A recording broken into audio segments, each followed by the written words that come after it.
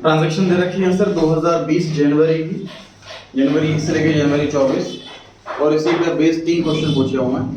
Question 39, 40 और 41। 39 में पूछा हुआ है कि बैंक का बैलेंस बताइए, 40 में पूछा हुआ है सेल्स का बैलेंस बताइए, और 41 में पूछा हुआ है कैश का बैलेंस बताइए। जनवरी 1 से लेकर 24 तक ट्रांजैक्शन सारी दे रखी है, आपको ढूंढना है कैश वाले ट्रांजैक्शन। क्वेश्चन 39 के लिए आपको ढूंढनी है बैंक वाले ट्रांजैक्शन, क्वेश्चन 40 के लिए आपको ढूंढनी है सेल्स वाले ट्रांजैक्शन, और क्वेश्चन 41 के लिए आपको ढूंढनी है कैश वाले ट्रांजैक्शन। 2 मिनट का समय दिया जा रहा है, शुरू हो जाइए। कहीं भी बैंक दिखे यहाँ पर लिखें, बैंक बैलेंस बढ़ रहा हो तो प्लस करें, घट रहा हो तो माइनस करें। सेल्स दिखे गुड्स की तो इधर लिखें, और कैश बैलेंस बढ़ रहा हो तो प्लस करें, कैश बैलेंस घट रहा हो तो माइनस करें। ध्यान रखें किसी भी पेमेंट और रिसीप्ट में जो हमारी प्रेजम्पशन होती है वो कैश की प्रेजम्पशन होती है। और जैसे हम लिखा हुआ मान लीजिए पेड सैलरी, तो ये प्रिज्यूम करेंगे कि कैश से पे हुआ हो। स्टार्ट कीजिए।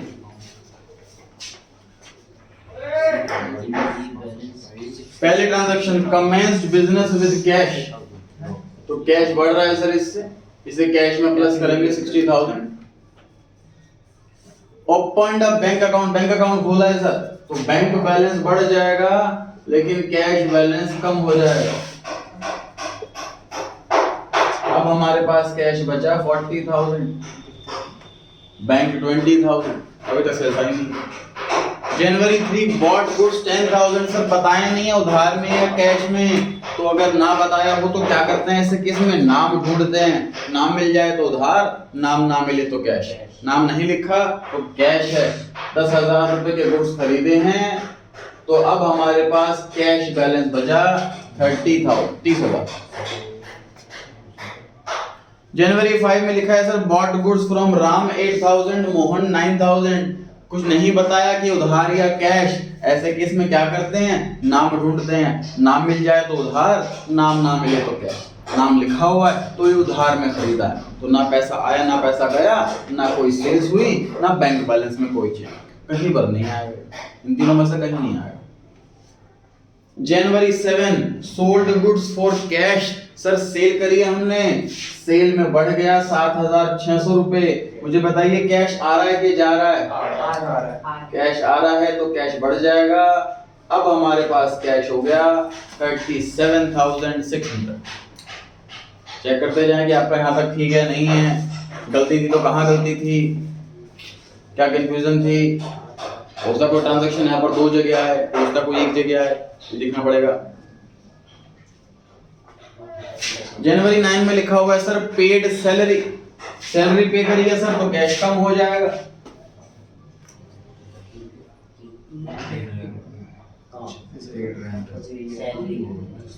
सैलरी पे कर रहे हैं, कैश कम हो जाएगा, कैश बच गया 33,600। अभी तक सेल्स में और बैंक में कोई चेंज नहीं, सिर्फ ट्रांजैक्शन।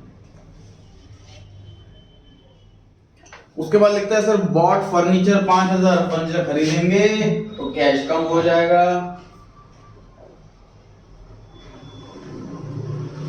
फर्नीचर खरीदेंगे कैश कम हो जाएगा, कैश में माइनस।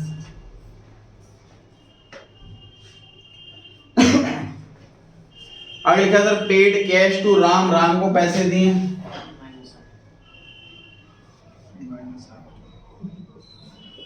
कैश पे करेंगे तो कम होगा, रिसीव करेंगे तो बढ़ेगा।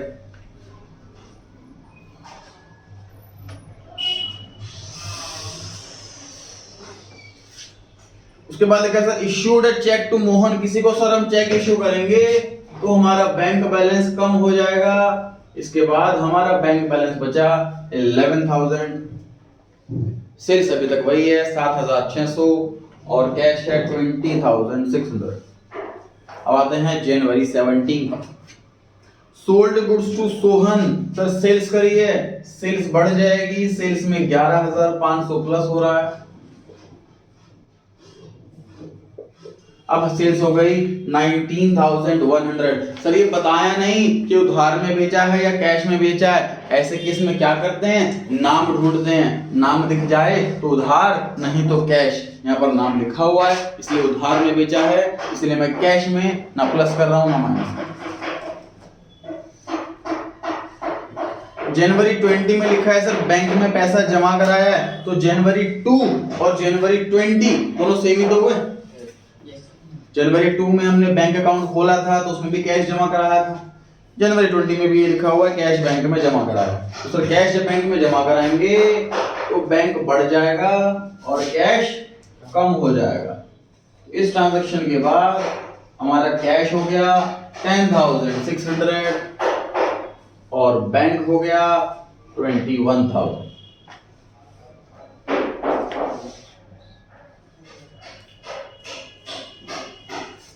कैश जमा करा है, बैंक बढ़ेगा, कैश कम होगा।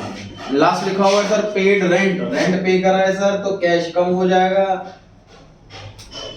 अब हमारा फाइनल आंसर आया है कैश का 7600, 7600। बैंक का सेल्स का फाइनल आंसर 19100 और बैंक का फाइनल आंसर 21,000। 39 क्वेश्चन में पूछा था बैंक का बैलेंस बताएं, option number B 21,000। Question number 40 में पूछा था सेल्स का बैलेंस बताएं, ऑप्शन नंबर ए 19,100। टिक लगाते रहेंगे। 41 में पूछा था कैश का बैलेंस बताएं, 7600, सी ऑप्शन। डन जी, कोई डाउट है यहाँ तक? आपको अगला काम क्या करना है इसी क्वेश्चन के अंदर, जनवरी 1 से लेके 24 तक जितनी भी ट्रांजैक्शन लिखी हैं उन सब के आगे आपको लिखना है कि ये कहां रिकॉर्ड किया जाए। देखिए जी पहली ट्रांजैक्शन है कमेंस बिजनेस विद कैश। आपको ध्यान लगाना क्या है, देखो परचेज बुक में कब, कैश बुक में कब, सेल बुक में कब। परचेज बुक में कब आएगा, जब परचेज हो, गुड्स हो और उधार हो, ये तीन चीजें हो तब परचेज बुक में आता है। सेल बुक में कब आता है, सेल्स हो, गुड्स हो और क्रेडिट हो मतलब उधार। कैश बुक में कब आता है, सिंपल जब कैश या बैंक हो। किसी भी ट्रांजैक्शन के अंदर आपको कैश या बैंक दिख जाए तो वो कैश बुक के अंदर आता है, और जो इन तीनों के अंदर नहीं आया वो आया जर्नल प्रॉपर में बचा हुआ। जो इन तीनों में कहीं नहीं आया वो आया जर्नल प्रॉपर में। ध्यान रखिए, पहला है commenced business with cash, cash दिख गया सर, अब ये कैश बुक में आएगा, पहली ट्रांजैक्शन कैश बुक में। दूसरे में लिखा है जी open the bank account, bank दिख गया सर, तो आंसर है कैश बुक, ये ट्रांजैक्शन कैश बुक के अंदर है। जनवरी 3 में लिखा है सर बॉट गुड्स, गुड्स खरीदे हैं, परचेज भी दिख गया, गुड्स भी दिख गया।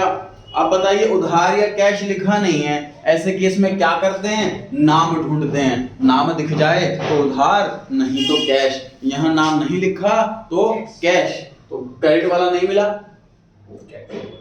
तो यहाँ पर नहीं आएगा, मतलब परचेज बुक में नहीं आएगा। परचेज हो रहे हैं गुड्स तब भी परचेज बुक में नहीं आएगा, कहाँ आएगा ये, कैश बुक में, क्योंकि गुड्स खरीदे हमने कैश में, कैश कम हुआ होगा, कैश में कोई भी इंपैक्ट आए तो कैश बुक में आंसर आएगा। जनवरी 5 में लिखा है sir bought goods from Ram and Mohan, goods खरीदे हैं राम और मोहन से, ये तो बताया नहीं उधार या कैश, तो ऐसे केस में क्या करते हैं, नाम ढूंढते हैं, नाम दिख जाए तो उधार, परचेज भी है, गुड्स भी है, उधार भी है, तीनों चीजें पूरी हो गई। अब इसका आंसर परचेज बुक है सर, जनवरी 5 परचेज बुक के अंदर आएगा। जनवरी 7 में लिखा है sir sold goods for cash, sir sale भी है, गुड्स भी है, लेकिन उधार नहीं है, इसलिए सेल बुक में नहीं आएगा, कैश बुक में आएगा। इसके आगे लिख लीजिए कैश। जनवरी 9 में लिखा है सर पेड सैलरी, सैलरी पे करिए तो कैश ही दिया होगा, कैश आ गया, इसलिए आंसर कैश बुक। जनवरी 11 बॉट फर्नीचर, सर परचेज है लेकिन गुड्स नहीं है, फर्नीचर है, इसलिए परचेज बुक में नहीं आएगा, और पैसे दिए होंगे खरीदने के लिए फर्नीचर, कैश इंपैक्ट पड़ा है इसलिए कैश बुक। फर्नीचर खरीदा है हमने, नाम नहीं लिखा तो कैश मानेंगे, कैश कम हो गया इसलिए cash book. Paid cash to Ram, साफ साफ कैश वर्ड लिखा हुआ है sir, answer cash book. Issued a cheque to Mohan, ये 99% बच्चों ने लिखा हुआ था जर्नल प्रॉपर, पता नहीं क्यों लिखा हुआ था भाई। चेक इशू करा है तो बैंक बैलेंस कम नहीं होगा, और जहां पर कैश या बैंक आया वो कैश बुक होता है, यहाँ पर कैश बुक आएगा। मैक्सिमम बच्चों ने लिखा हुआ था जर्नल प्रॉपर, कैश या बैंक कुछ भी दिखे cash book. Sold goods to Sohan, sir sale भी है गुड्स भी हैं, नाम लिखा हुआ है इसलिए उधार भी है, सेल बुक, उधार में बेचे हैं goods, cell book. Cash deposit into bank, cash दिख गया, cash book answer. Paid rent, पे करा है तो कैश कम हुआ होगा, अगेन कैश बुक आंसर। तो जनरल प्रॉपर के ट्रांजैक्शन एक भी नहीं है इनमें।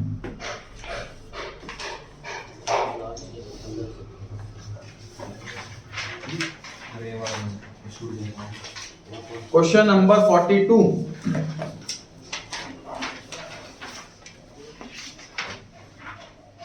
given below are two statements, one labeled as assertion and other labeled as reason. assertion में लिखा हुआ है sir, obsolescence leads to depreciation of fixed assets. obsolescence मतलब आउटडेट हो जाना, तो this is one of the cause of depreciation. Upon chapter करा है डेप्रिसिएशन, उसमें कॉजेज नाम का एक टॉपिक है, उसमें 7 पॉइंट दे रखे हैं, उसमें से ये वाला भी एक पॉइंट है ऑब्सोलेंस। आगे as a reason, the term obsolescence is used in context of extraction of natural resources like mines, quarries etcetera. तो जो नेचुरल रिसोर्सेज के लिए वर्ड इस्तेमाल करते हैं क्या ऑब्सोलेंस? नहीं, क्या वर्ड इस्तेमाल करते हैं उसके लिए? डिप्लीशन वर्ड इस्तेमाल करते हैं नेचुरल रिसोर्सेज के लिए। तो रीजन फॉल्स हो गया, असर्शन सही है। तो बताइए जी, असर्शन सही है, रीजन फॉल्स है, कौन सा ऑप्शन सही है? बी ऑप्शन में लिखा हुआ है, इसमें ऑप्शन बदल रखे हैं, नॉर्मली क्या होता है सी ऑप्शन में होता है ऐसा कि असर्शन ट्रू, रीजन फॉल्स, लेकिन यहाँ पर जो ऑप्शन दे रखे हैं इसमें बी ऑप्शन में लिखा हुआ है कि A is true but R is false. B option answer हुआ। कोरिस क्या होगा? जो खाने होती हैं वो बोलते हैं। बी ऑप्शन आंसर हो गया सर इसमें। 43 क्वेश्चन पर आ गए सर, डेप्रिसिएशन चैप्टर से है, पढ़ते हैं। On 1st April 2018 a machinery is purchased for 4 lakh rupees. Depreciation charge हो रहा है 10% के रेट से, और डिमिनिशिंग बैलेंस मेथड मतलब WDV वाला मेथड है। बुक्स क्लोज होते हैं 31 दिसंबर को। ये डिफरेंट हो गई सर डेट। इन जनरल जो प्रिजम्पशन होती है वो मार्च की होती है। हमारे 99% क्वेश्चन जो भी एग्जाम में आते हैं, नोट्स में है, बुक में है, वो मार्च वाले हैं। लेकिन ऐसा मैंने बताया था, अकाउंट्स के अंदर कोई रूल नहीं है कि मार्च वाला ही अकाउंटिंग ईयर हो सकता है। ये प्रोप्राइटर की चॉइस है, कोई सा भी अकाउंटिंग ईयर रख सकता है। इस प्रोप्राइटर ने दिसंबर वाला अकाउंटिंग ईयर रखा है, जनवरी से दिसंबर मतलब कैलेंडर ईयर ही अकाउंटिंग ईयर। जुलाई 2020 में मशीनरी बेच दी गई 1,80,000 में। 4 लाख की मशीनरी सर 1,80,000 में बेची है। अगर डेट को ना देखा जाए तो 2,20,000 रुपए का लॉस, लेकिन डेट देखी जाएगी। इस 4 लाख को, जो 4 लाख वैल्यू 1 अप्रैल 2018 में है, इसको डेप्रिसिएशन से घटा करके लेकर आया जाएगा 1 जुलाई 2020 में, फिर कंपेयर किया जाएगा 1,80,000 रुपए से। लॉस कैलकुलेट करना है, 2 मिनट का समय दिया जा रहा है आपको, ट्राई कीजिए खुद से।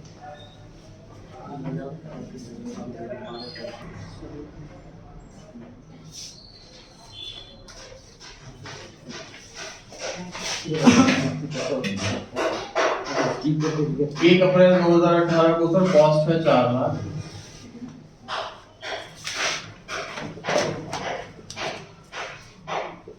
डेप्शन लेस करेंगे, 10% का रेट है और 9 मंथ का टाइम। ये टाइम फैक्टर बच्चे भूल जाते हैं।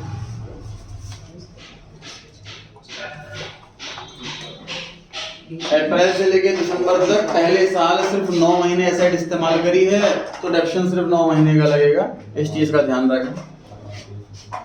अब ये वैल्यू आ गई जी 31 दिसंबर 2018 साल की एंड पे। कौन सा एंड करें? 3,70,000 rupees return down value, 10% depreciation का रेट, तो ये 37,000 रुपीज का डेप्रिसिएशन आ गया सर। कितना बचा?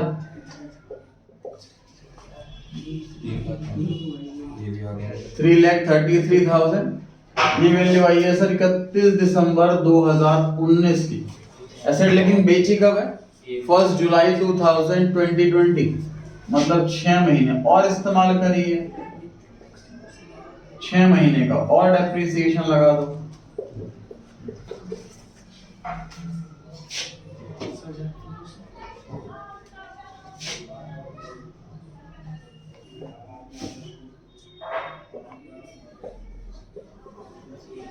कैलकुलेशन चेक करने के बाद ठीक है क्या?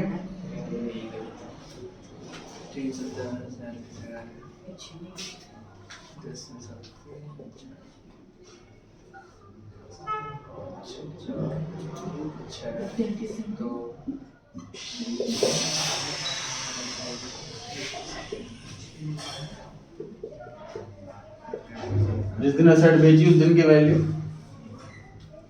कैलकुलेशन एक बार चेक कर लें सर। ये हमने बेचा है 1,80,000 में,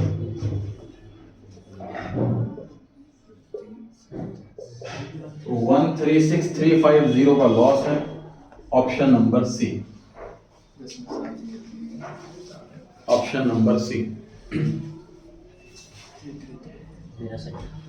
विदिन क्वेश्चन आते जा रहे हैं, बिल्कुल माइंड में ढंग से फिट कर लीजिए कि कैसे प्लस हो रहा है, कैसे माइनस हो रहा है, कब कैसे क्या करना है, कब मंथ देखने हैं, डेट पर भी ध्यान दें। बच्चे सिर्फ न्यूमेरिकल फिगर्स पर ध्यान देते हैं अकाउंट्स में, लैंग्वेज पर ध्यान नहीं देते, तो डेट पर बड़ा ध्यान देना चाहिए, खासकर इस चैप्टर के अंदर। इस साल कितने महीने हैं, उस साल कितने महीने हैं। जनरली हर साल 12 महीने ही रहते हैं, सिर्फ पहला साल जो होता है उसमें 12 से कम हो सकता है, और जो सेल वाला ईयर होता है उसमें 12 से कम हो सकता है, अदरवाइज हर साल 12 महीने रहते हैं।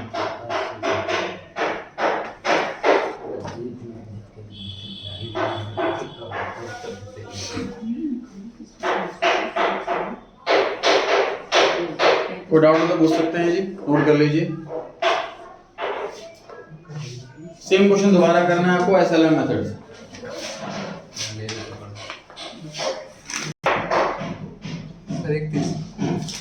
देखिए जी, 4 लाख रुपए कॉस्ट, पहले साल जो है वो डेप्रिसिएशन सेम रहता है, चाहे मेथड एसएलएम हो या डब्ल्यूडी हो। 30,000 रुपए, ये वैल्यू बच गई 3,70,000। डब्ल्यूडी मेथड में जो रिटन डाउन वैल्यू है उस पर डेप्रिसिएशन लगाते हैं, और जो एसएलएम मेथड है उसमें ओरिजिनल कॉस्ट पर डेप्रिसिएशन लगाते हैं। 4 लाख का 10%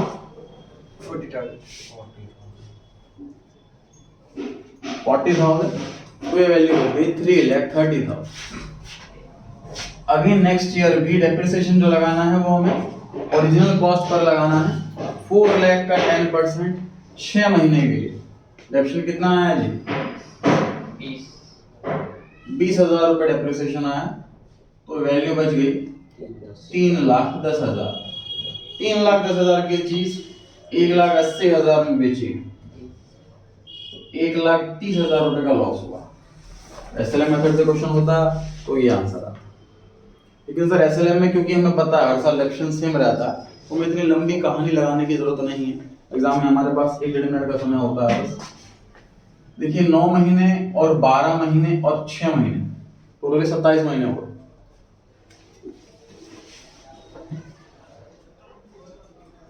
4 लाख में से माइनस कर दीजिए, तो 4 लाख का 10% जो रेट है वो पर एनम है, 12 महीने का, उसको 12 से डिवाइड करूंगा, डेप्रिसिएशन 1 महीने का आ गया, 27 से मल्टीप्लाई करूंगा, डेप्रिसिएशन 27 महीने का आ गया।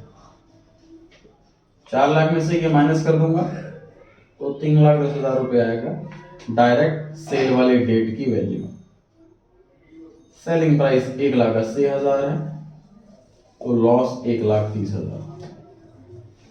एसएलएम में हम ये काम कर सकते हैं बस कि हमें हर साल का सेपरेटली डेप्रिसिएशन निकालने की जरूरत नहीं है, हम टोटल पीरियड काउंट कर लें। अब इस क्वेश्चन में ऐसा तो नहीं आ रहा कि 1 साल या 2 साल या 3 साल, ऐसा भी नहीं आ रहा कि 1.5 साल या 2.5 साल की मल्टीप्लाई 1.5 कर देते, तो मैं मंथ में ही कैलकुलेशन करनी पड़ी। 9 महीने और 12 महीने 21 महीने, 21 महीने और 6 महीने 27 महीने, तो डिवाइड 12 × 27, डायरेक्ट 27 महीने का टोटल डेप्रिसिएशन आ जाएगा।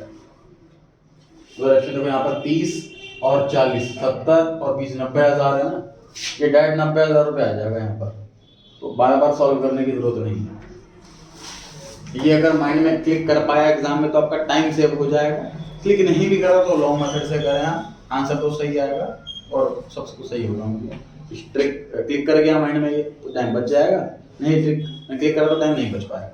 लेकिन तरीके दोनों सही हैं जो आपको समझ में आए, नोट दोनों कर तरीके कर लीजिए, दोनों ही तरीके नोट कर लीजिए।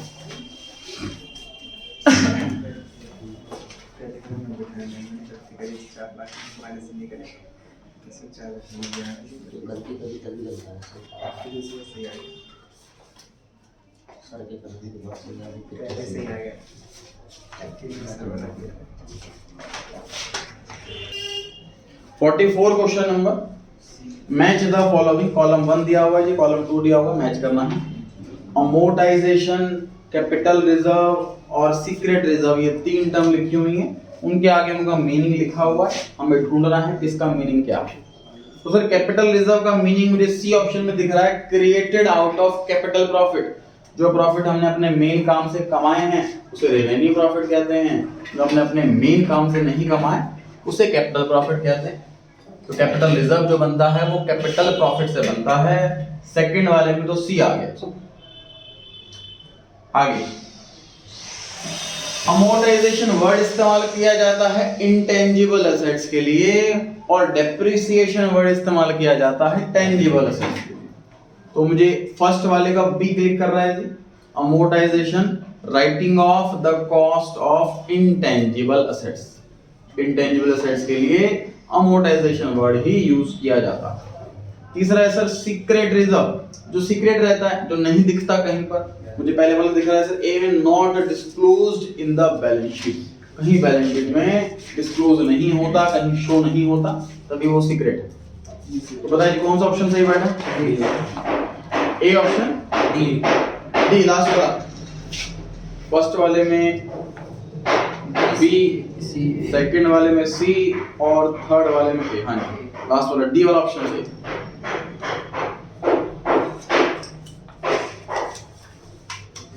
चलिए जितना करते हैं आज।